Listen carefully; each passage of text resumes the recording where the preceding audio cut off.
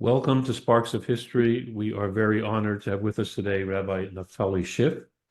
Rabbi Schiff received rabbinic ordination smicha from the Jerusalem Rabbinate, as well as a Diploma of Education from the Ministry of Education. Rabbi Schiff holds a Bachelor of Science degree from the London School of Economics, specializing in international relations. Currently, Rabbi Schiff serves as the Executive Director of Aish UK, helping it expand across schools, campuses, and communities nationwide. Additionally, Rabbi Schiff has co-founded and built numerous independent educational organizations, including GIFT, JRoots, the Forum for Jewish Leadership, and much more. Rabbi Schiff, thank you for being with us. We appreciate it very much. Pleasure. The great Hasidic master, the Noam Elimelech of Lizinsk, writes and notes that the numerical value of the Hebrew word for love equals the numerical value of the Hebrew word for one or unity. What does that mean? Is love the answer to Jewish unity, Achdut? And how is this practically accomplished? The reason why I'm smiling, I have to tell you a quick story. So JRoots is our organization that's part of Jewish Futures that organizes about 100 trips to Poland a year. And there was a survivor whose name was Luza Ben Mordechai, who came from a little shtetl on the Hungarian-Romanian border. It was a Satmar family of Satmar Hasidim. And I'll tell you this very, very quickly, but it very much relates to the gematria of Echad and Ahava. And that is the number on 0823. The number on his arm, he was in Auschwitz. The number on his arm was 0823. And he came from this Satmar background. And because of everything he went through, he ended up actually marrying out. He ended up after the war. He lost all of his family, his parents. He was one of 8 children, and he married a German Gentile.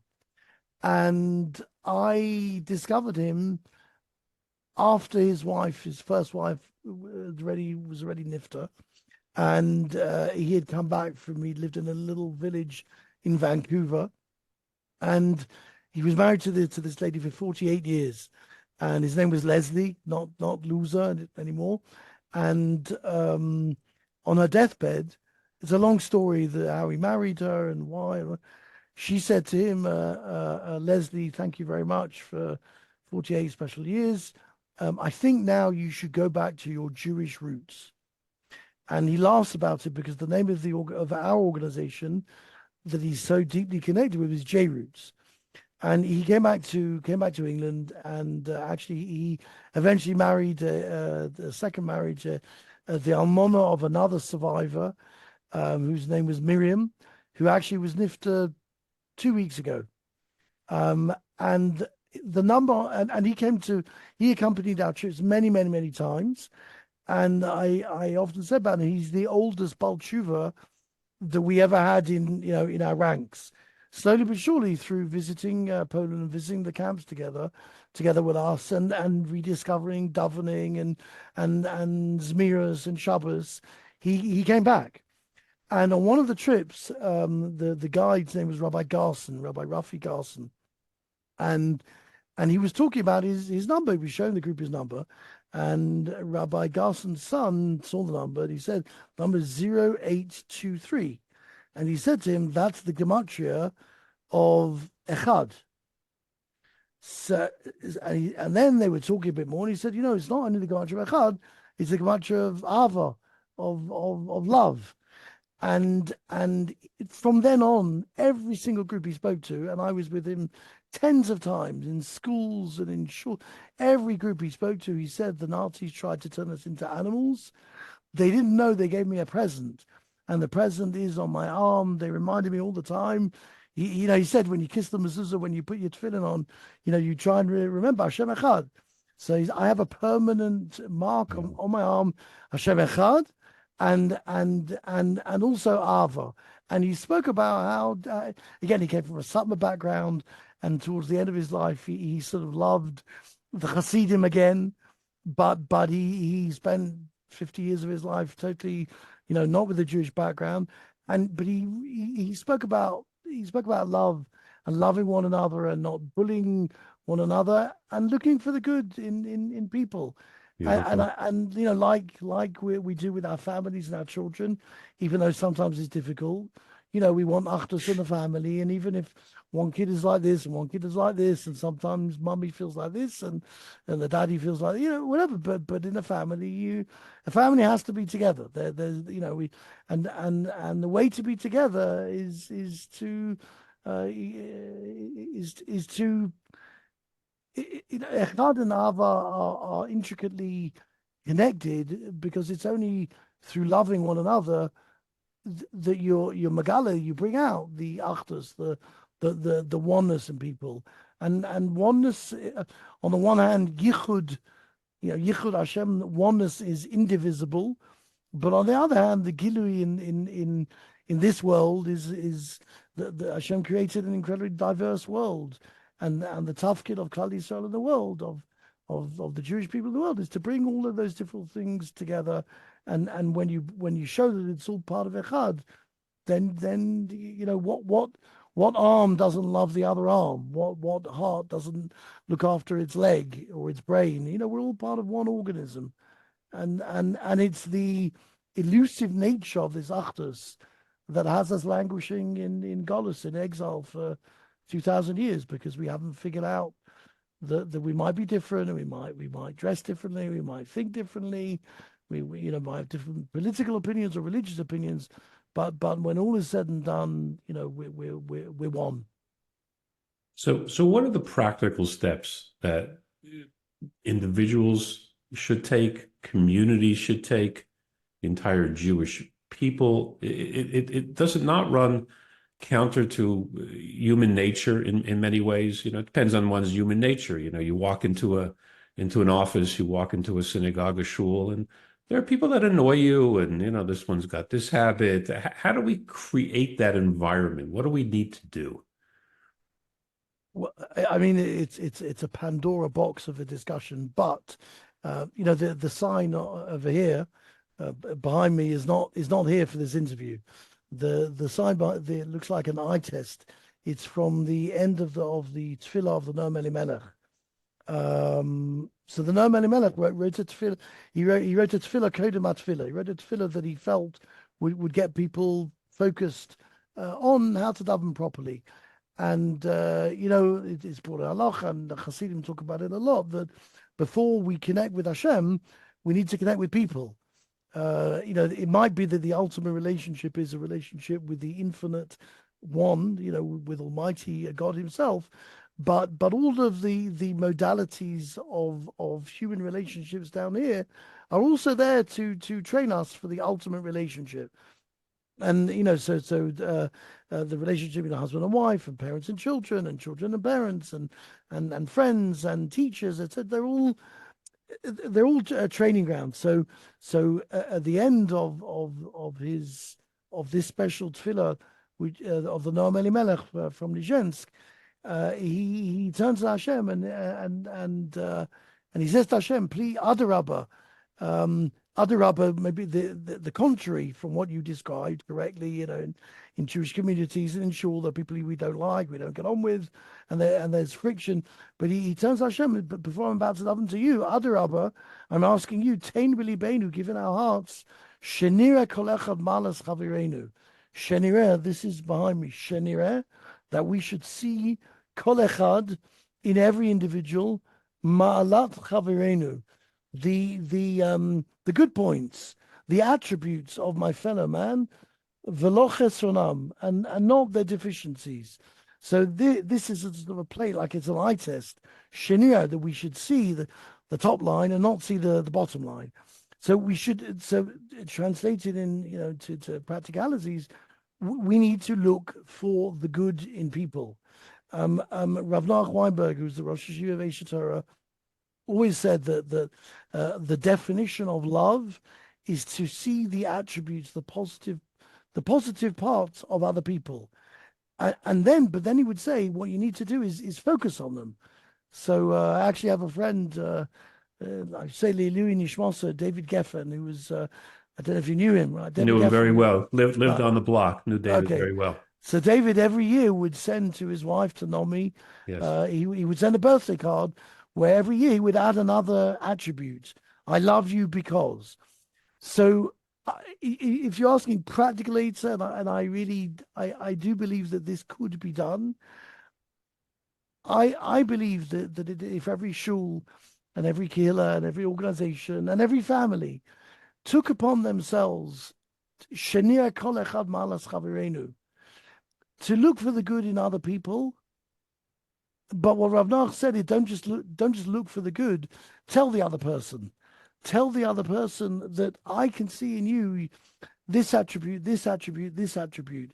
So it's easy to do that with people you're friendly with. It's also quite easy to do it maybe with your spouse, with your children, with your parents. And that's a place to start. Do you sit around the Shabbos table and there are all sorts of shtikim that people do, but maybe this time and everything that Klal Yisrael is going through and it's I mean I could say that any time in the last 2,000 years, but certainly October the 6th, everybody knew that Klal Yisrael was in this aspect. We weren't holding in a good place, and on Pesach time is a time of a gilui of Ava of Hashem for Klal Yisrael. But in order to be zech the Ava, we have to show that Ava to one another. We then have Sfiras Omer, and we know why. The Talmidim Rebbe Noagu covered Zebazeh, and then after we got Ben Amatzorim. All the themes are about Avas Chinam, Sinas Chinam, and we know we don't have Beis Hamikdash for this reason. So if you ask me a practical exercise that one could do is exercises where one identifies and then talks out the attributes of our fellow human being, starting with the easier ones and building out with concentric circles. The world, our world is built on concentric circles. We come into shul, va'anibro chasacha va'ni. But the end of tefillah is Yakiv Yedu Kol Yoshvei Sevel. But you've got to start with self. So maybe this sounds a bit crazy, but I'll say it. Just write down some of your own attributes and look yourself in the mirror and say, Ari, you're a pretty good this. You're a pretty good that. This is good. And then if it's not your anniversary or your wife's birthday, but right, literally focus on the good things.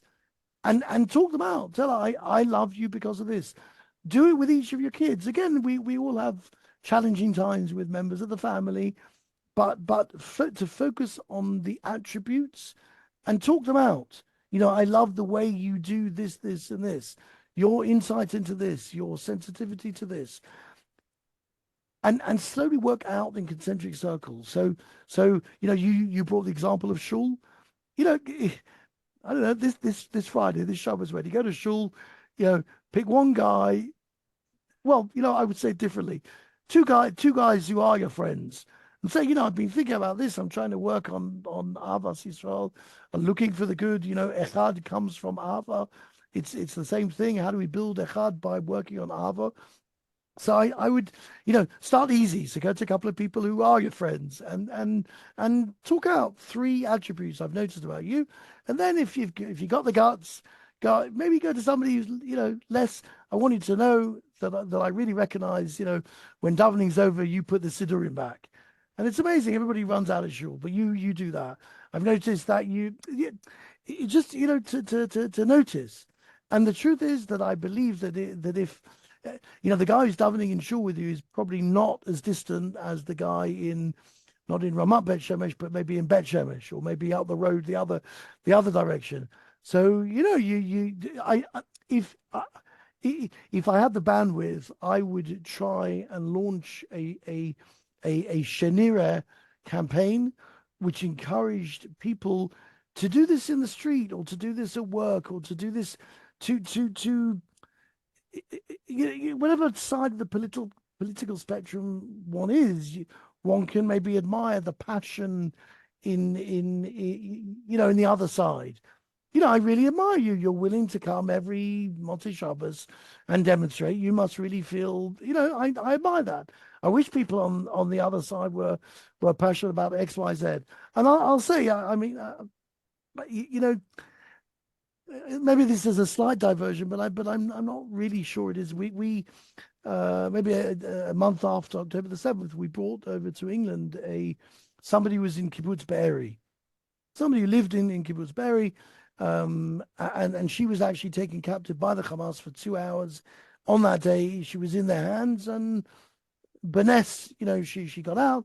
Her husband, was in another house. The house was set on fire. He was saved. Her daughter was with a partner in another house, and they're all saved. On a certain level, you couldn't get a hashkafat olam, a Weltanschauung further away from my Weltanschauung than these people. I asked, when the Mechablim were already in the Yishuv and it was Shabbos and Simchas Torah and everybody on their WhatsApps and talking, I said, did you pray? And she explained to me why she didn't pray. Right? And the Tzuras Chaim, the way of life, very, very far away from me. But I entertained them for 5, 6, 7 days in London, and they spoke to members of parliament, and they spoke in a couple of schools, and they spoke.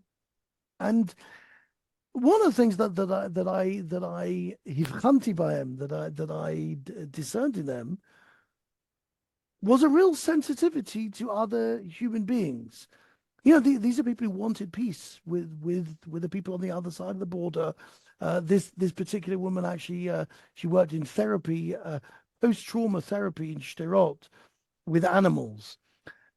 And the question when I asked her about davening, whether she prayed, the reason why she didn't pray is she felt it was dishonest to pray. She's like, I don't believe in God. I don't pray anyway. I'm not going into the details of the hashkafa, but I ani ma'arich her honesty, ani ma'arich her humanitarian. We're Rachmanim b'nei Rachmanim. So it's true that we just had, the Pasha of Amalek, and it's true that the Shaul HaMelech was wrong to show Rachmanis to Agag. He was wrong, and the Gemara says, Kol HaMachzer, Kol HaMaracham Al HaAchzer, and you're not supposed to show Rachmanis to people who are cruel. But Aval HaMakom Me'efer Shezeh, the place where it's coming from, is a good place, and I think that the way forward is Shenira Kalecha Malas Chavireinu. I happen to and I sent her back with Shabbos candles and a mezuzah, and I'm actually I'm in Eretz Yisrael. I'm in Israel tomorrow, and I'm actually going to meet her and her husband tomorrow night, and I believe that it is possible to bridge the gaps through looking for the good and genuinely recognizing the good. And I think that the word genuine, the word authentic, I think that these values have to be sort of front and center of all of our, I say as a frum person, our avodas Hashem. Rachmana Liba Bai, the MS v'yatziv v'nochem v'yosher v'kain. It's lo'olam ye'eldon reish shamayim b'seisa v'galui. We need to be honest people and genuine people and authentic people, and also on the issue of achdus and ava.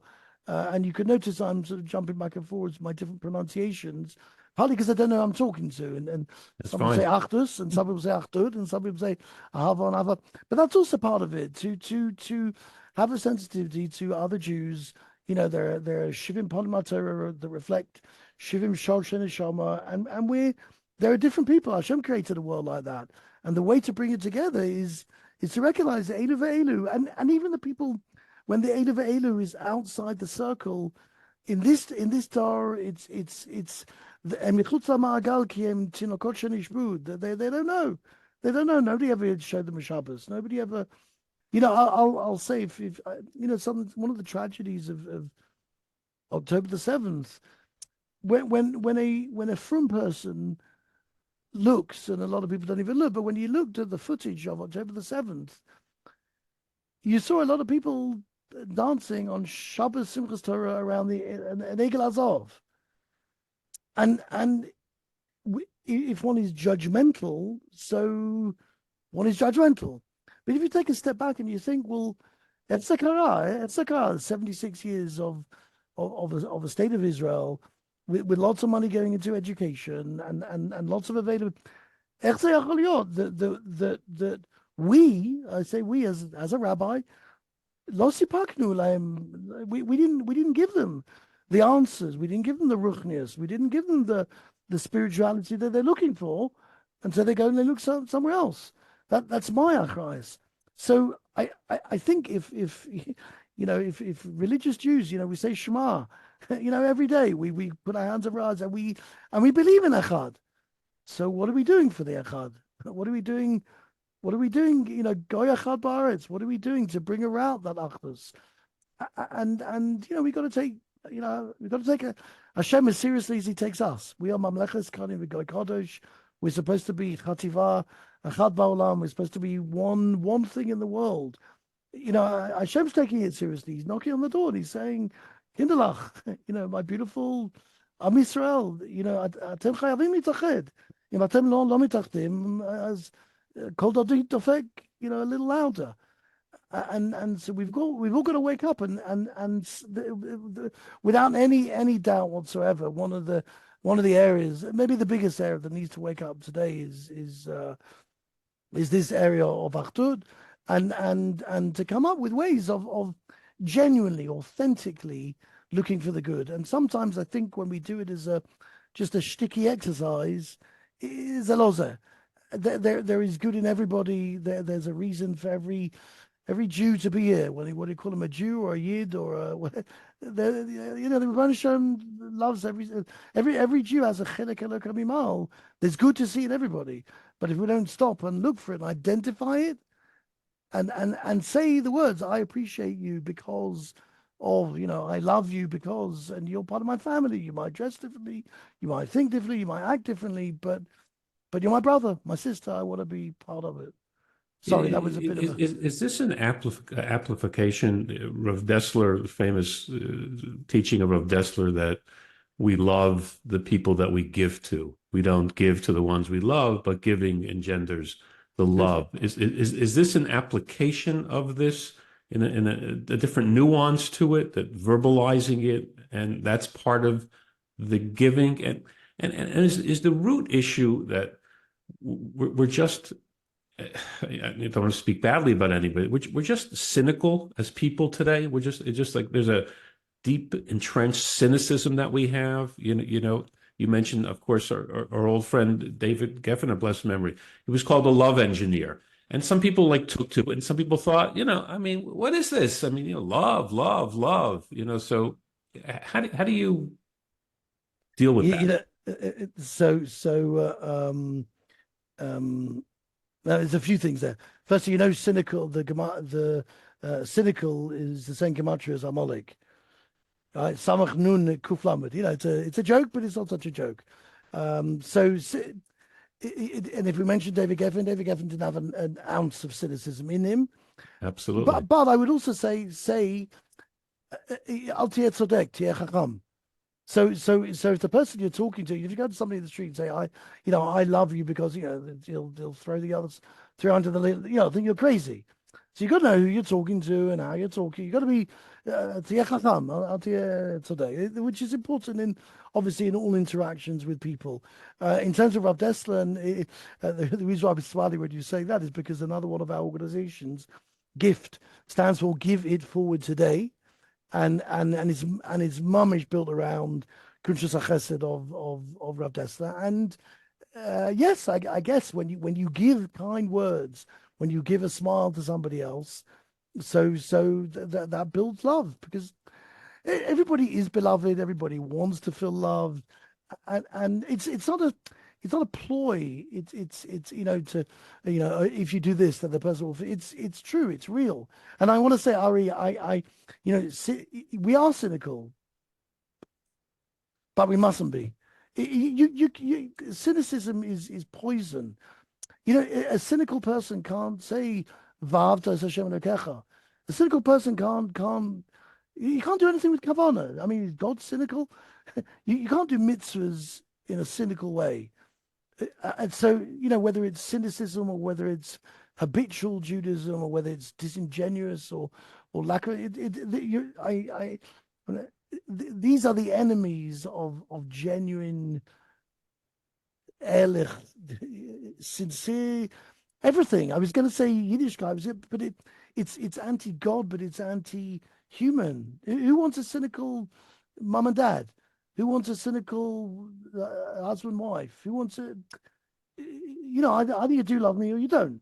Either you care about me or you don't. Either, and again, as you go further out on the, you know, people are cynical about politicians.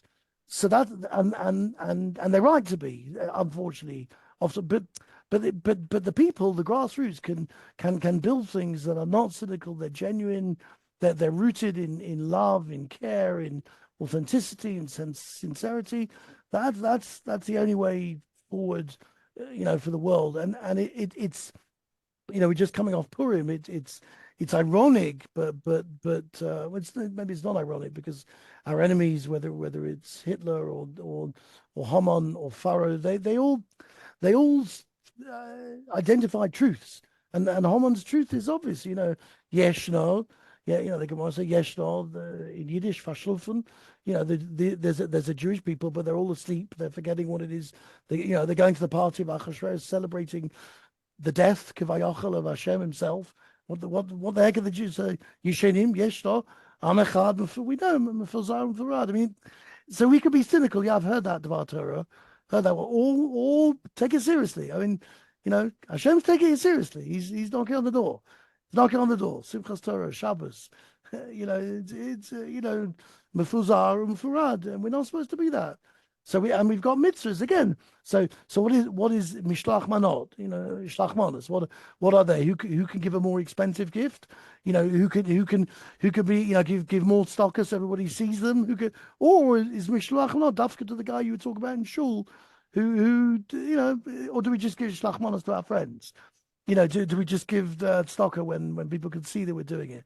So we can be cynical, we can be, you know, disingenuous, we can be jaded, we can, you know, but one of the most beautiful things, you know, Ashrecha, you're sitting in Israel, and I'm sitting, unfortunately, in London. But one of the most beautiful things about Eretz Yisrael is again, it's a silver lining to the cloud of the Meraglim about Eretz Yisrael. They said, Eretz Acheles Yoshver.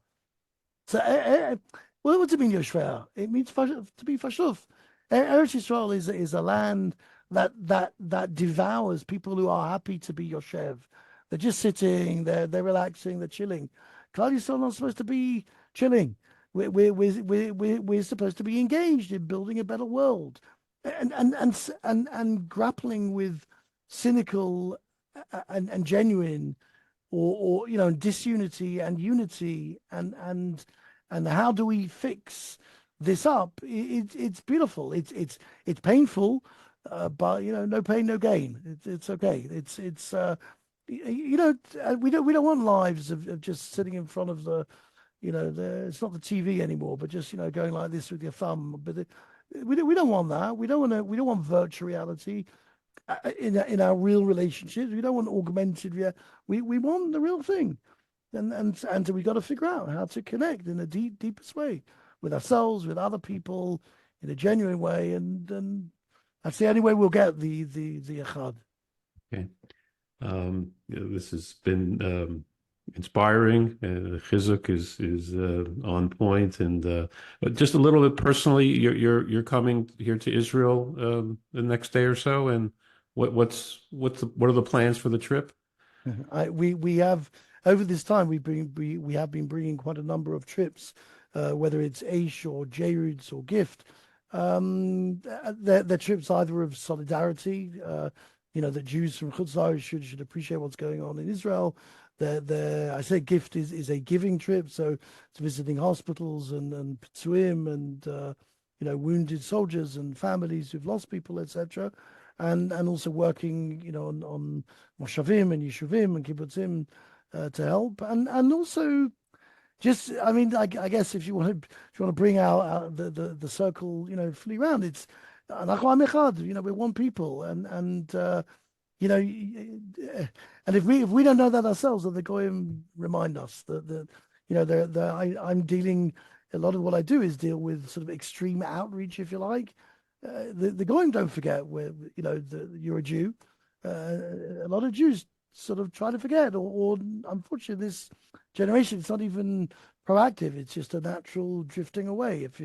Especially if you're brought up on the BBC, it's a disaster, and Jews around the world need to wake up to understand that we're all one, we're all part of one family, and to do this from love, from a place of love and understanding that the goyim are going to remind us. Hashem love is going to remind us. So Baruch Hashem, we're zeicher to be. There are only 14, 15 million of us. Ma'at min amim. But if we're not an Or LaGoyim, they're going to put their searchlight on us anyway. Bez Hashem, we should wake up and understand that we're supposed to be one. It's beautiful to feel you're one. You're part of the most privileged people in the world. Baruch Hashem. So let's wake up. Okay. Again, thank you really for these beautiful words and beautiful thoughts, and hopefully we'll be able to implement them and make the changes that we need to make. Thank you, Ari. Rabbi Naftali Schiff, again from Aish Torah and all the other organizations. Thank you so much for your time today. Appreciate it very much. Thank you. Pleasure.